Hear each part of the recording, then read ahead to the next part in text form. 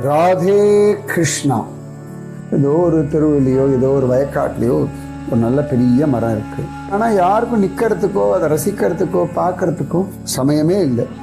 ஆனா பறவைகள் அந்த மரத்துல வந்து உட்காருமே. வெளியூர்ல இருந்து வருகிறவர்கள், அந்த மரத்துக்கு யாரும் வியாபாரம் பண்ணக்கூடியவர்கள், அவ கொஞ்ச நாள் இருந்துட்டு போவாள். யாருமே ரசிக்கலனால அந்த மரம் நல்லா வளர்ந்துருக்கு. சில சமயங்கள்ல ஏதான புயல்ல விழும், அவ்வளவு பெரிய மரம் விழுந்து கொடுத்துணும். இல்லாட்டி ஏதாவது ரோடு அகலப்படுத்துறா, இல்லாட்டி ஏதாவது வீடு கட்டுறன்னு சொல்லி அந்த மரத்தை வெட்டுவோம். ஆனாலும் அந்த மரம் தன் வாழ்க்கைய வாழ்ந்திருக்கா இல்லையா? வெயில்ல தனியா நின்னுதான் அந்த வெயில ஜெயிச்சிருக்கு. தனியா நின்னுதான் அது பனியில தன்னை பத்திரமா காப்பாத்தின்னு இருக்கு. கொற்ற மழை மண்ணெல்லாம் தண்ணி அடிச்சுட்டு போனாலும் தனியா நின்னு வாழ்ந்திருக்கு. அந்த மரத்தை யாரா ஆணி அடிப்பா, சில பேர் அந்த மரத்தோட கிளைகளை உடைச்சுட்டு போவா. ஆனாலும் தனியா வளர்ந்து இத்தனை வருஷம் தனிமையிலேயே தெரிஞ்சிருக்கு. சரி, கூட இருக்கிற மரங்கள் இதை கொண்டாடல, அதுக்காக இந்த மரம் என்ன வாழதை நிறுத்திடுதா?